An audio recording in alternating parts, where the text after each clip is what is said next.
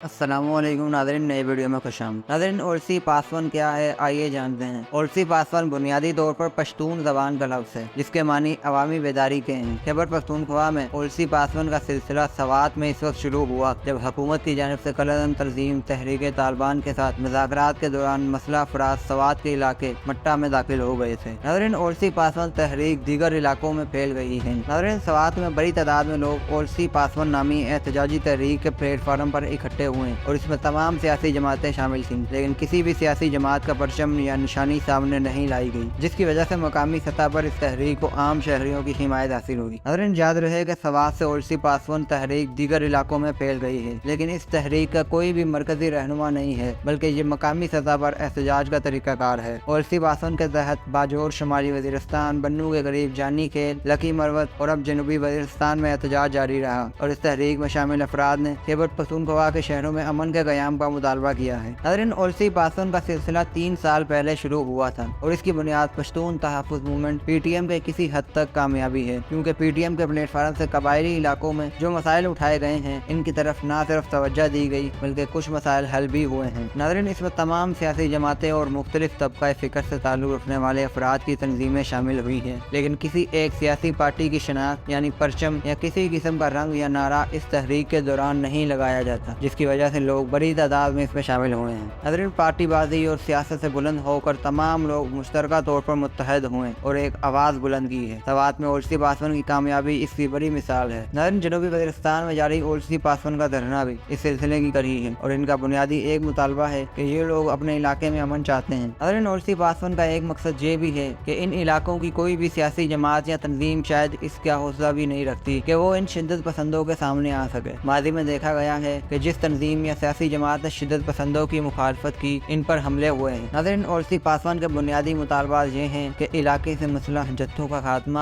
ضرورت پڑنے پر فوج اور ایف سی کی طلبی، انگوراڈا پر تجارت میں حائل رکاوٹوں کا خاتمہ، پاکستانی شناختی کارڈ پر افغان سٹیزن کارڈ ہولڈر کی آمد و رفت کی اجازت، مطلوب افراد کی گرفتاری کے لیے قانون کے مطابق کارروائی، کالے شیشے والی سرکاری و غیر سرکاری گاڑیوں کے خلاف کارروائی، امن کمیٹیوں، قومی لشکر یا 2007 کے معاہدے جیسے انتظامات کا خاتمہ، کیونکہ آئین کے تحت سابقہ فاٹا پاکستان کے دیگر حصوں کی طرح ہے۔